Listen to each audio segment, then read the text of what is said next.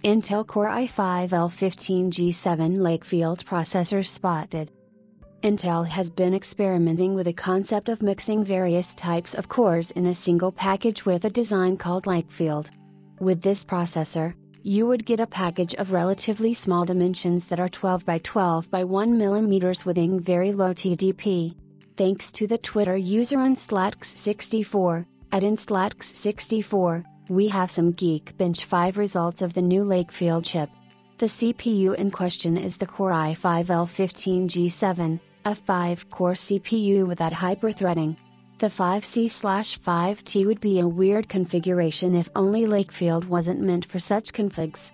There are 1 big Sunny Cove core and 4 small Trimment cores built on the 10 nanometers manufacturing process. This is the so-called compute die, where only the CPU cores are present. The base dies containing other stuff like I/O controllers and PHYs, memory etc. is made on a low-cost node like 22 nanometers, where performance isn't the primary target. The whole chip is targeting the 5.7W TDP range. In the Geekbench 5 result we got, the Core i5 L15G7 is a processor that has a base frequency of 1.4 GHz, while in the test it reached as high as 2.95 GHz speeds.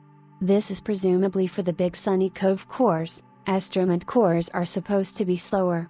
The cache configuration reportedly puts 1.5 MB of L2 and 4 MB of L3 for the CPUs.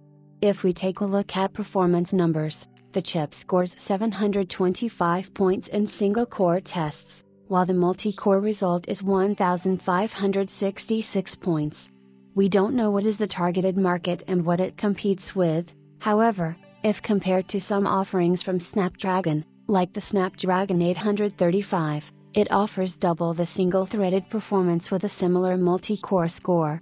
If this is meant to compete with the more powerful Snapdragon offerings like the 8CX model, comparing the two results in Intel's fail. While the two have similar single-core performance, the Snapdragon 8CX leads by as much as 76.9% in a multi-core scenario, giving this chip a heavy blow.